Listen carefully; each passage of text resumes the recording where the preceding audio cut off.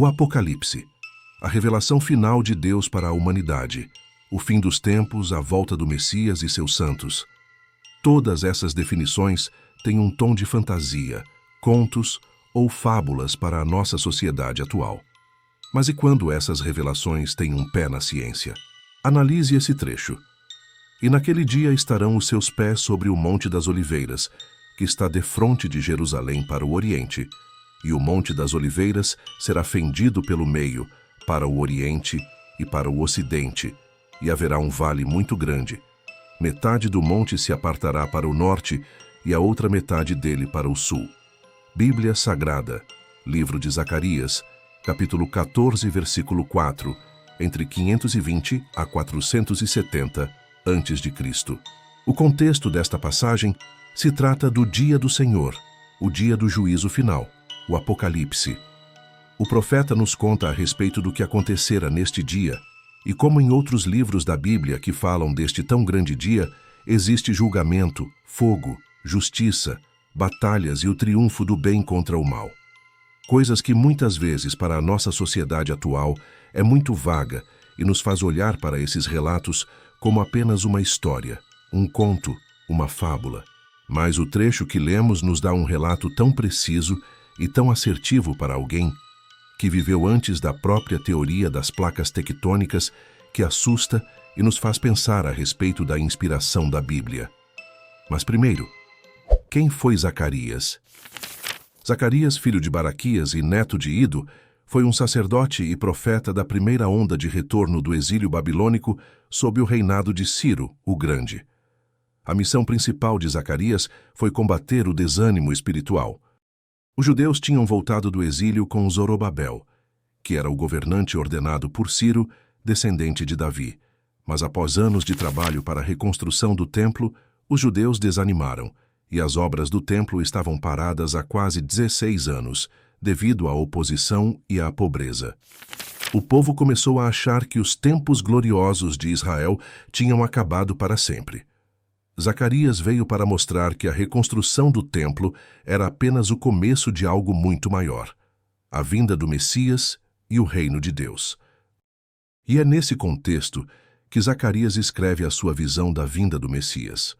Uma visão tão geologicamente coerente com a realidade que só se foi possível compreender o evento séculos depois com o advento da teoria das placas tectônicas, concebida nos anos 1960 e 1970 e com equipamentos geofísicos. Placas tectônicas e fraturas. O nosso planeta está dividido em camadas. Na superfície encontramos a crosta terrestre e a crosta oceânica, onde nós vivemos. Essas duas camadas são sólidas. Logo abaixo, nós temos outra camada que chamamos de manto superior. Essa camada pode ser subdividida em manto litosférico, a parte mais acima do manto superior, que também é sólida, e astenosfera, a parte de composição mais plástica do manto superior. Depois vem o manto transicional, o manto inferior, o núcleo externo e o núcleo interno. De forma didática, as placas tectônicas são formadas pelas crostas e pela parte superior do manto superior, o manto litosférico. E elas flutuam na parte mais plástica e maleável da astenosfera. Essas movimentações causam choques, que geram os famosos terremotos. Esses choques podem ser divididos em 3 tipos de ambientes. Compressivos, quando as placas se chocam diretamente uma contra a outra, dando origem a grandes cadeias de montanhas, como por exemplo os Andes.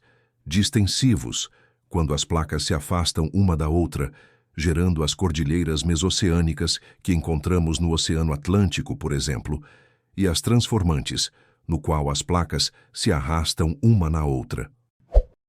A profecia está se cumprindo? Bom, agora vamos analisar mais detalhadamente cada parte desta profecia. A primeira parte diz: "E naquele dia estarão os seus pés sobre o Monte das Oliveiras, que está defronte de Jerusalém para o Oriente." Isso confere. O Monte das Oliveiras está para o oriente de Jerusalém. Até aqui nada demais. Vamos para a segunda parte. E o Monte das Oliveiras será fendido pelo meio, para o oriente e para o ocidente, e haverá um vale muito grande. Bom, aqui vale explicar que o Monte das Oliveiras se encontra em uma zona de atividade tectônica e que a região em que ela se encontra já ocorreu a formação de vale. O famoso Mar Morto é um vale formado durante milhões de anos por conta da atividade tectônica da região. Então não é impossível que a região do Monte das Oliveiras possa se tornar em um vale. É geologicamente possível, diferentes de regiões no mundo que não tenham atividades tectônicas. Terceira parte. Metade do monte se apartará para o norte e a outra metade dele para o sul. E aqui que está a parte mais precisa da profecia. Lembra que falamos dos tipos de ambientes tectônicos? Então, o ambiente tectônico que existe ali é exatamente o transcorrente, o único ambiente que poderia fazer uma parte do monte ir para o norte e a outra ir para o sul. Será que os antigos, que viveram cerca de 2.500 anos atrás, poderiam ter o conhecimento para descrever tão precisamente uma falha tectônica de um ambiente transcorrente, com tanta precisão e riqueza de detalhes? E não se enganem, esses eventos tectônicos não ocorrem rapidamente durante a vida de um ser humano, para que ele possa observar e descrever, mas levam milhões de anos. Sem entendimentos de placas tectônicas e sem equipamentos geofísicos, eles poderiam descrever algo tão precisamente? Ou existe algo de divino nessa revelação? Um aviso sobre o fim dos tempos? Deixe nos comentários a sua opinião e não se esqueçam de se inscrever no canal e curtir o vídeo. Até a próxima!